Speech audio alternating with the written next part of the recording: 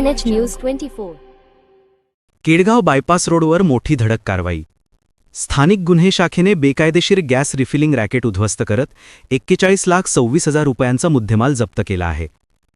Police अधीक्षक सोमनाथ घारगे यांच्या मार्गदर्शनाखाली हे ऑपरेशन राबवण्यात आले. गुप्त माहितीवरून अनुराज टायर या गोडाऊनवर छापा टाकण्यात आला. येथे HP गॅस टँकरमधून भारत गॅसच्या व्यावसायिक टाक्यांमध्ये अवैध रिफिलिंग सुरू असल्याचे पोलिसांनी रंगेहात पकडले. या कारवाईत कृष्णा दहीपळे, आदित्य पवार, विश्वास शिंदे आणि जनातुल शेख यांना अटक करण्यात आली असून गोडाऊन मालक राजू साबळे मात्र फरार आहे. पोलिसांनी 17 टन HP गॅस, टँकर, रिकाम्या व भरलेल्या गॅस टाक्या, टेम्पो, वजनकाटा आणि इतर साहित्य मिळून एकूण 41 लाखांचा माल जप्त केला. बेकायदेशीर रिफिलिंगमुळे जीविताला मोठा धोका निर्माण होत असल्याचे पोलिसांनी सांगितले. या प्रकरणी कोतवाली पोलीस स्टेशनमध्ये विविध गंभीर कलमान्वये गुन्हा दाखल करण्यात आला असून पुढील तपास सुरू आहे. KNH News 24 साठी यासिन सय्यद.